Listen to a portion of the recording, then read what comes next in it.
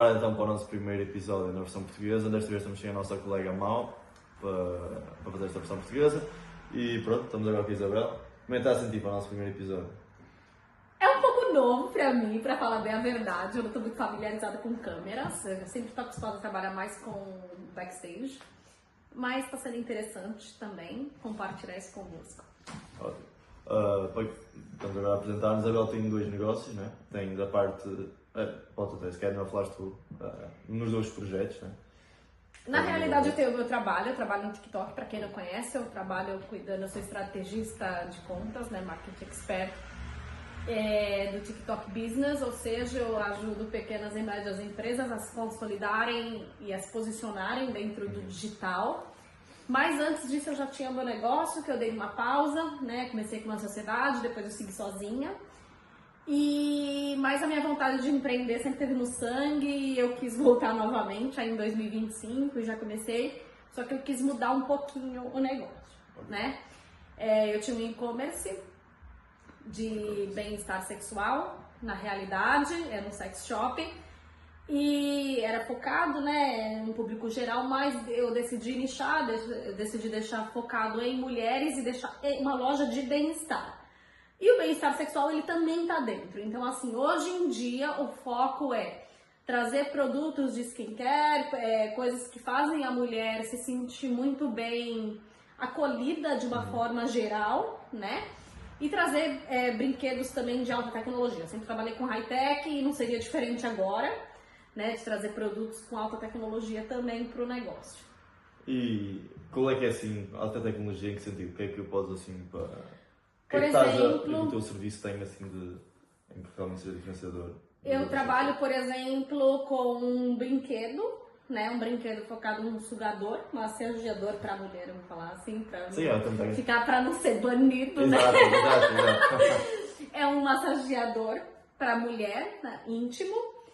E, por exemplo, que pode usar também em casal. Então, imagina que eu vou estar no Brasil, meu marido vai estar aqui e ele pode controlar a distância. Então, por exemplo, pode fazer uma videochamada, pode usar o brinquedo. Então, assim, ele pode ser controlado tanto através do wireless como por Bluetooth. Então, assim, só basta baixar a aplicação. Então, assim, não só isso, mas também trazer brinquedos nesse sentido de tecnologia. Não é só de controle à distância, mas também de vibrações, de sons, de focar, por exemplo, para massagem, para meditação tântrica. Então, dentro das aplicações tem tudo isso que desenvolve. Sim, agora tu queres dar um bom ponto, até tu que estás também numa relação às vezes tem um bocado de distância, que de certa forma é um ponto que também é importante falar nas relações à distância, né? A falta às vezes desse contacto íntimo e da parte sexual também. Não só isso, né? Mas assim, por exemplo, eu já estou habituada porque eu tenho duas vidas, né? Eu tenho uma aqui no Porto, que eu vivo pra cá, e eu tenho também em Lisboa por conta do trabalho, e meu marido trabalha no esporte, então como o trabalho ele tem que estar no estádio, ele tem que estar sempre lá. Então, quanto a isso, não é uma coisa até, né? É uma distância até distância casual, vamos falar assim, não é tão distante assim, mas eu conheci muitos clientes, inclusive aqui em Portugal, que tinha muitos parceiros que viviam em outros países para ganhar, enfim, por uma questão econômica, de viver na França, na Bélgica, em Espanha, não tá aqui sempre, e começaram a trazer, né, implantar também não só os brinquedos na relação para se trazer mais uma conexão, trazer mais proximidade com o parceiro. Você que é psicólogo, você sabe disso, então não sei se você pega algumas pacientes que tratam e que tem muitos problemas caracterizado nisso, mas eu, enquanto empreendedora, durante o meu início, a minha jornada, eu tive que desenvolver também a minha mentalidade a nível de negócio, porque eu escutava muitas histórias disso e eu não sabia, né, como ajudar essas pessoas. Primeiro porque eu não tenho formação, eu tenho viés mais de negócio. Mas eu tive que aprender e um pouco tirar essa imaturidade e enxergar mais como essa quebra de tabu, né? Que é de como que a gente introduz um produto tecnológico mais na nossa relação íntima, nas nossas relações aí diárias, porque é negócio, né? O negócio o meu é voltado a e-commerce mesmo. De embalagem discreta, entrega rápida, satisfação do cliente sempre. E também agora, tocando um bocado no teu outro negócio, que é trabalhar com TikTok, que dicas é que tens para as pessoas que querem começar no TikTok, querem ser influencers, seja no TikTok, no Instagram, e que dicas é que podes fazer para as pessoas realmente usarem o algoritmo como... Eu acredito que assim, é uma das tendências do TikTok, não só do TikTok, mas eu acredito que assim, como a geração, né, que a gente está cada vez mais interna, mais a geração dentro da internet, tudo está acontecendo, uma das top trendings de 2025 é você fazer comunidades de nicho, ou seja, se vocês notarem, tanto o Meta quanto o TikTok, ele está cada vez mais segmentado. Então, quando você for trazer, não importa o negócio que você tenha, se você vende um produto, se você vende um serviço, mas quanto mais você criar uma comunidade de nicho e falar a língua da sua comunidade, entender quem é o seu mercado, mais chance de sucesso, de crescer com você consegue. Porque tudo na nossa vida é conexão, né? Exatamente. Produto a gente compra em várias lojas ou serviço, mas precisa criar conexão com aquele público. O segundo é trazer o storytelling, né? O que esse produto, esse serviço conta pra você, o que ele diz, né? Você está resolvendo uma dor, você está realizando um sonho, que ferramentas você faz? E acho que a terceira dica, para quem quer, por exemplo, ser influenciador, é fazer conteúdos de UGC, ou seja, se você tem um negócio, é você trazer feedbacks, trazer os desafios, ver as tendências virais aí que está acontecendo no mercado e trazer para o teu negócio, né, e fazer essa parte disso. Hoje em dia, eu sou de uma geração diferente de vocês, eu tenho 37 anos, como eu já falei anteriormente, então não é uma geração TikTok. Exato. Mas hoje em dia o TikTok ele foi além da geração Z. Sério? Ele está atendendo todo mundo. Então eu sou uma das pessoas que hoje eu vou em vários restaurantes, por exemplo, aqui em Portugal, porque eu vi através do TikTok. Exatamente. Ou em dicas de viagem, por exemplo, que é uma coisa que eu gosto muito de fazer. Exatamente. Eu é igual, eu viajo... E eu viajo, eu vou ver o quê? Vídeo. Por quê? Hoje em dia os conteúdos que são de vídeo, eles conectam, faz com que você se conecte melhor com o teu público. Então a dica que eu dou aí para quem quer ser influenciador, para quem vende produto, serviço, crie conteúdos que falem a língua da sua comunidade. Então se você é, por exemplo, um advogado, não adianta vir em qualquer plataforma que seja, falar linguagem em termos difíceis, porque as pessoas não vão perder o interesse. O seu call to action tem que ser nos 3 primeiros segundos ser muito impactantes.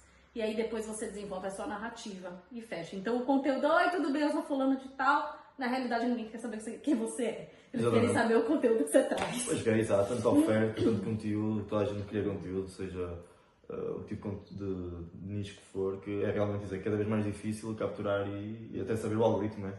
Eu acho que a maior parte das pessoas nem sequer imagina como é que funciona o algoritmo do TikTok. Exato, é que assim, o algoritmo do TikTok ele funciona um pouquinho fora da boca, né? Ele começa a ver potencial nas palavras que você entrega. Então, por exemplo, se você me perguntar, Isa, eu quero vender, o TikTok é o melhor lugar, eu tenho uma verba limitada, como todo começo, e onde eu tenho que estar? No Google, no Instagram ou no TikTok?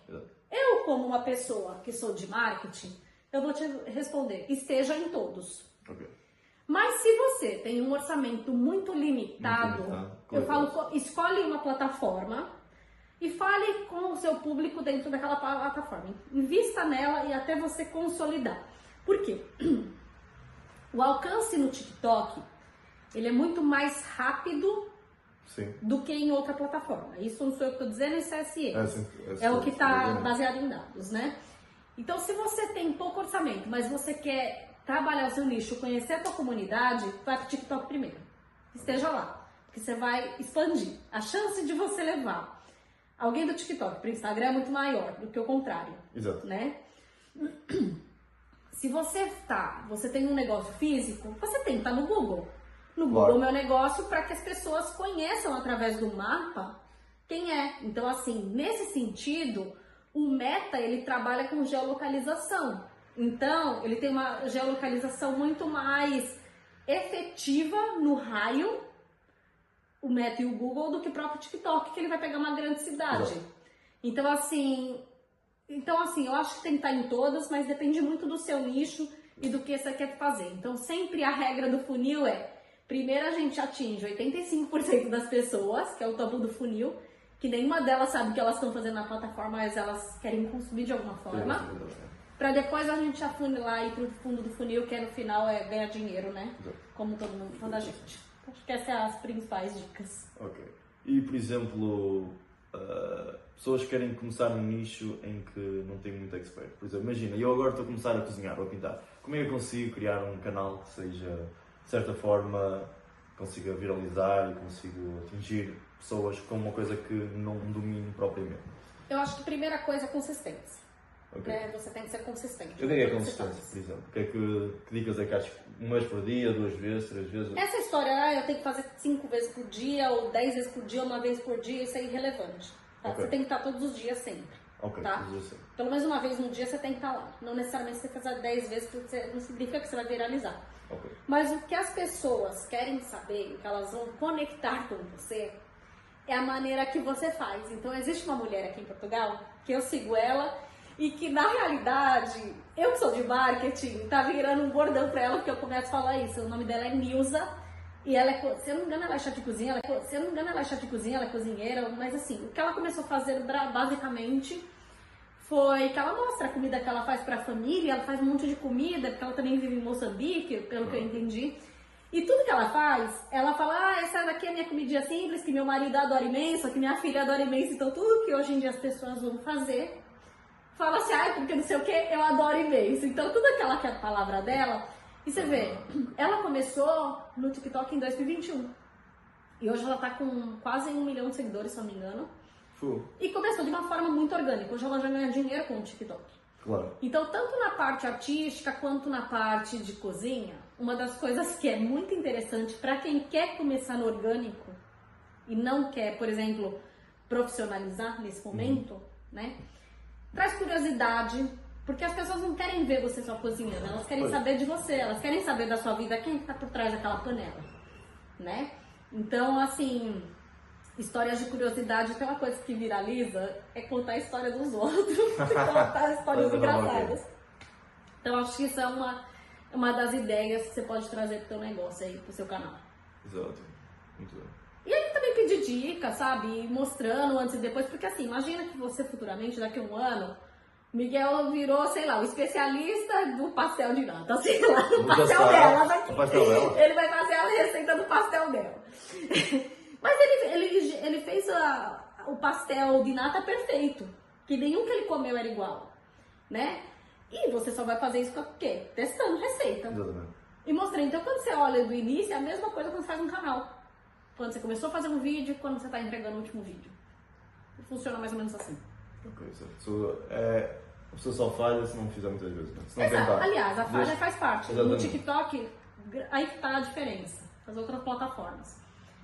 Grandes nomes no TikTok, eles viralizam porque eles mostram o lado real e nativo. Okay. Não é aquele comercial de TV perfeito que existe. Isso já caiu de moda, isso não se usa mais e não entrega. Não é porque as pessoas não querem ver isso, elas querem ver o que é real. Agora assim só não falaste agora até da evolução do perfeito agora para o irreal, para o que é realmente real, em plenário. Mas, por exemplo, nós temos muita evolução do marketing, desde o início no fim do século passado, nos anos 80, com a introdução do Marlboro até, do que é o Marlboro Man, e agora com a evolução do marketing. O que é que achas que evoluiu assim bastante no marketing, seja na televisão, seja nas redes sociais, tipo, como é que tem evoluído assim até os dias de hoje? Eu acho que hoje em dia, não só, eu acho que o poder da influência, ele vem muito mais hoje em dia. Então assim, hoje a gente tem que tomar muito cuidado com a mensagem que a gente fala e do que a gente fala, porque uma palavra maldita tem o poder de destruir uma empresa e cancelar pessoas, e tem um lado muito positivo, né?